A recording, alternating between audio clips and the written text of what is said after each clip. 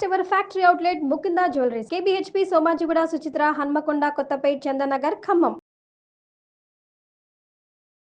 నమస్తే రమ్ గారు. నమస్తే జయ. రమ్ గారు, మనకి కార్తీక మాసంలోనే భగిని హస్త భోజనం అని ఉంటుంది. అక్క చెల్లెళ్ళకి అన్నదమ్ములు వెళ్ళి భోజనం చేయటం సంస్కృతి అయినా కాకపోయినా రాఖీని మనం కొనసాగిస్తూ ఉన్నాం. అలాంటిది భగిని హస్త భోజనాన్ని మనం బాగా ప్రమోట్ చేయాలని మనం అనుకున్నాం కదా.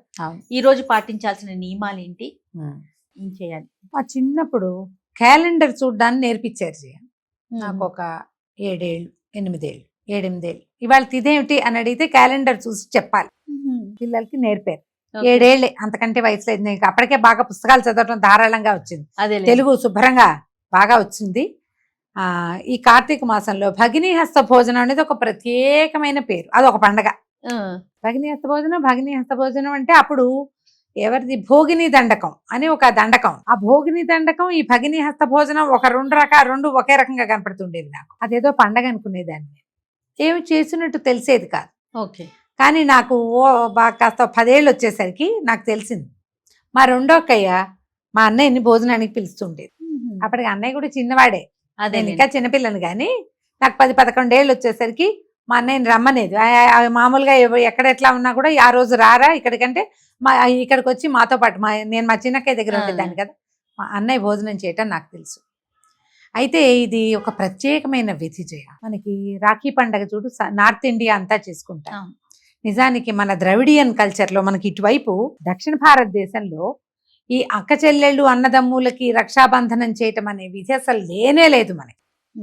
మనం హిందీ సినిమాల నుంచి తెలుసుకుని హిందీ సీరియల్స్ ద్వారా బాగా అర్థం చేసుకుని అదేమిటో చేయిపోతే కుదరదని భావించి ఈ రాఖీ కట్టి ఎవరినైనా అన్నయ్యలుగా చేసేసుకోవచ్చని మరి నమ్మి ప్రగాఢంగా రాఖీ కడితే ఇంకంతే అనిపించి తర్వాత ఎక్కడైనా ఓ పిల్లవాడు పిల్ల కనపడితే ఒకళ్ళకొకళ్ళు రాఖీలు కట్టించి పిచ్చివేషాలు వేయకుండా సరిచేసే సంస్కృతిలో కూడా మనం వచ్చేసాం. కరెక్ట్, జరిగింది.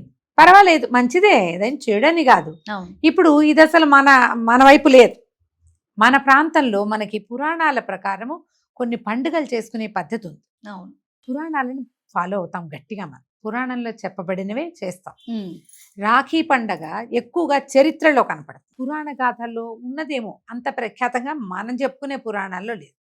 మనం చెప్పుకునే పురాణాల్లో ప్రత్యేక పాత్రలు కొన్ని ఉన్నాయి. మన పురాణాల్లో యముడు మనకి హీరోగా ఉంటాడు, యమధర్మరాజు. అవునా? అవునండి. యమధర్మరాజు అంటే మనకు ఒక ఏమంటారు, ఒక ఉత్సాహం కలుగుతుంది ఆయన పేరు తలుచుకుంటేనే. ఆయన ఎవరు? నిజానికి కాలుని ప్రతినిధి. మనకి మరణదండలు విధించేవాడు, మన పాప పుణ్యాలు లెక్కించేవాడు, సమయాలు గ్రహించి మనని తీసుకుపోయేవాడు, మనకి దండన విధించేవాడు. మళ్ళీ ఈయన ఎవరి కుమారుడు? మనకి రోజుని తయారు చేసే మన రోజుని మనకిచ్చేటువంటి సూర్యుని కుమారుడు. అయితే సూర్యుని కుమారుడు, సూర్యుడు ఒక దిక్పాలకుడుగా ఉండి ఆయన దినమణిగా మనకి ఉంటే, ఆయన కుమారుడు ఈ కాలునికి ఆయనకి ప్రత్యామ్నాయంగా పనిచేసే శక్తిగా యమధర్మరాజు ఎదిగాడు. ఈయనకి యమి అని ఒక చెల్లెలు. యమి ఆ యమే యమునగా మారింది. యమునా నది కృష్ణుడికి పరమ ప్రీతిదాయకమైన నది. ఆవిడ కృష్ణుడు అల్లేనే నల్లగా ఉంటుంది. యమున అంటే నల్లగా ఉంటుంది. కృష్ణ కూడా నల్లగానే ఉంటుంది. మన కృష్ణ కూడా నల్లగానే కనపడుతుంది కదా, మట్టి వల్ల, అడుగునున్న మట్టి వల్ల. యమున కూడా రంగు తక్కువ, ముదురు రంగులో ఉంటాయి అక్కడ నీళ్లు. ట్రాన్స్పరెంట్ గా అంటే ధార తెల్లటిదిగా ఉండదు, నల్లగా కనపడుతుంది. అయితే ఈ యముడు యమి అన్నా చెల్లెళ్ళు. అయితే ఒక కల్పాంతంలో ఈ యముడు గతించాడు, అంటే అయిపోయింది ఆయన పని. ఈ యమి ఈవిడ అన్నయ్య కోసం ఏడుస్తూ ఉండేదట. కాలగణన లేదు. ఒక రోజు గడిస్తే సమయం గడిస్తోందనుకో, ఒక నిద్ర, ఒక అవస్థ, ఇవన్నీ జరుగుతాయి. ఆమె అట్లా దుఃఖిస్తూ ఉండేదట. ఆమె నిరంతర దుఃఖాన్ని చూసి అప్పుడు భగవంతుడు పరమేష్టి దివారాత్రాలు ఏర్పరిచాడని కాలము గణన, ఆయన వెళ్ళి ఎంతకాలమైంది, ఈమె ఎంతకాలం నుంచి ఏడుస్తోంది, దుఃఖంలో ఉంది, అది అప్పటి నుంచి గణించడం మొదలుపెట్టారు. ఆమె దుఃఖాన్ని మాన్పడానికి ఇది మొదలుపెట్టారు. కాలం మొదలైందనమాట. అప్పుడు మనకి పగలు వేరు, రాత్రి వేరు, ఇన్ని రోజులు గడపడం. మనం చూడు తెల్లవారితే రేపటికి 2 అంటాం. అవును.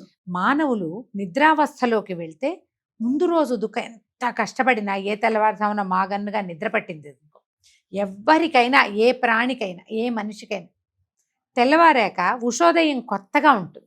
బాధ నిన్నటిది కాస్త తగ్గుతుంది. పాతపడుతుంది.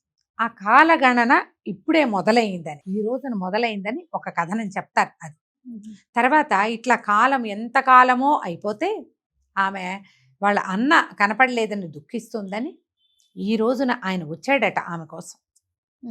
వస్తే అప్పుడు అన్న చెల్లెళ్ళు కలుసుకున్నారు. ఈ కథనం కూడా చెప్పబడుతుంది. ఈ కార్తీక మాసం వెళ్ళేసరికి మొదలయ్యేసరికి యమధర్మరాజు యమునా నది దగ్గరికి యమి దగ్గరికి వచ్చాడు. వస్తే ఆమె చాలా సంతోషించి తన అన్నకి ఆతిథ్యం ఇచ్చింది. మనకి ఇట్లా అన్నా చెల్లెళ్ళుగా కనపడే వాళ్ళు ఇంకొకళ్ళు లేరు, పెద్దగా కనిపించరు, తక్కువ. ఎక్కడో ఉన్నాయి కొన్ని కథలు, కానీ చాలా తక్కువ. ఇప్పుడు చూడు, సూర్యుని కుమారుడైన యముడు కాలం అంటే కాలునితో పాటు పనిచేస్తాడు. సూర్యుని కుమార్తె అయిన యమున భూమి మీద ప్రవహిస్తూ ఉంటుంది గంగా నదితో పాటుగా. గంగా యమున అంటాం కదా, వాళ్ళిద్దరు పక్కనే ప్రవహిస్తూ ఉంటుంది. ఇట్లా ప్రత్యేకమైన వ్యక్తులిద్దరూ ఈ రోజున కలుసుకున్నారు. భోజనం చేశాడు ఆయన. అప్పుడు ఆయన ఏం చేశాడు, వెళ్తూ చెల్లెలకి ఏవో కొన్ని కానుకలు ఇచ్చి ఆమెను సంతోషి పెట్టి వెళ్ళాడట. అట్లా ప్రతి సంవత్సరం ఈ కాలగణన మొదలైంది కదా, అప్పుడు ఇట్లాగా వారాలు, నెలలు, ఋతువులు, సంవత్సరాలు, ఈ గణన అంతా అప్పటి నుంచే స్టార్ట్ అయింది వీళ్ళిద్దరు కలుసుకున్నప్పటి నుంచి. ఏటా మళ్ళీ ఆ సమయానికి ఆయన వచ్చేవాడు. కాలం తెలుస్తోందిగా, ఇన్ని రోజులు గడిచినాయని. 365 రోజులు గతించాక మళ్ళీ వచ్చేవాడు. లెక్క తెలుస్తోంది క్లియర్గా.